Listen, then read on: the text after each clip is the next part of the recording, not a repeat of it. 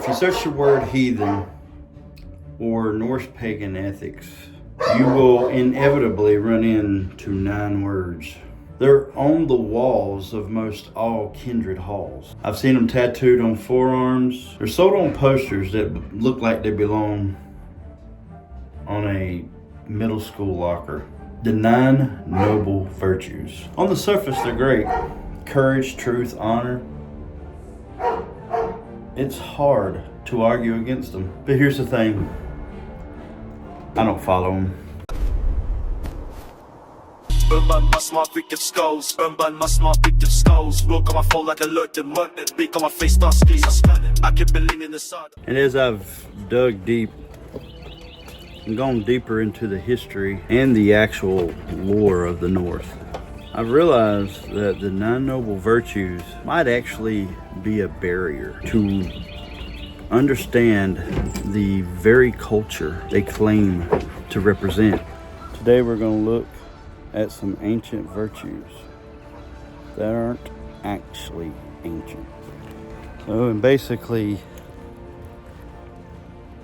these virtues are structured like a Norse 10 Commandments. But what can we use instead? Let's clear up a massive misconception. These virtues were penciled in the 1970s. Basically drawn up by people of the Odanic Rite and the Asatru Free Assembly. They were created to give a brand new religious movement a structure that looked familiar. And the goal was to take the messy nature and unorganized nature of the sagas and lore and kind of make them into a nice, clean Sunday school list.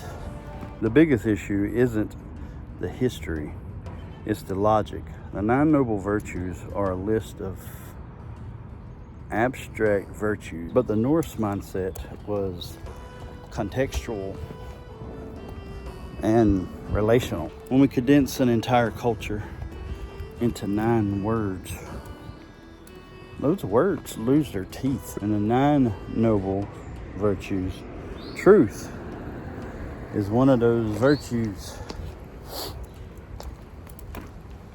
But in the sagas, heroes aren't always truthful, at least in not the way that we think. They are clever.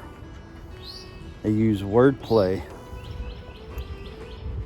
And they keep secrets to protect their kin. By following a rigid list, we risk losing the nuance of the Havamal.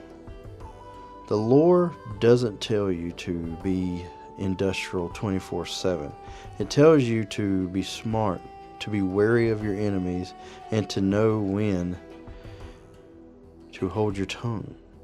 Life is gray, the 9 noble virtues too black and white. The third reason is that these virtues strip away the Norse meaning of the words. Take hospitality. The 9 noble virtues is often treated like being a nice guy during the Norse age. Hospitality was a survival-based social contract with heavy obligations for both the guest and the host. It was a high-stakes legal dance. It wasn't just inviting friends over for mead. When we simplify these into modern virtues, we lose the heathen part and just keep the modern part.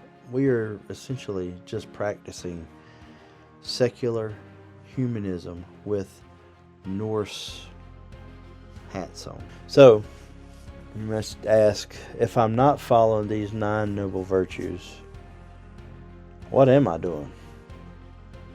Well, as we talk on here, I'm studying the Lord directly. I'd rather wrestle with a difficult stanza in the Havamal than to check a box on the list. I'm focusing on Frith, and growth. Understanding my obligations of my inner yard, which are your friends and family, and how to maintain peace. Building word fame.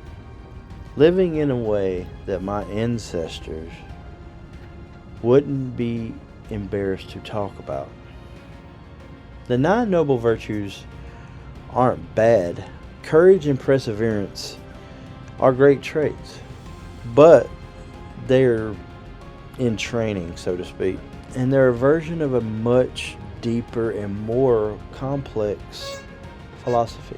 If the 9 noble virtues helps you to be a better person, keep at it.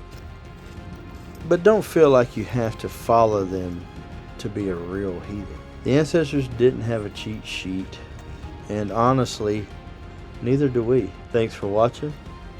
Stay sharp, stay curious, and keep questioning the standard narrative.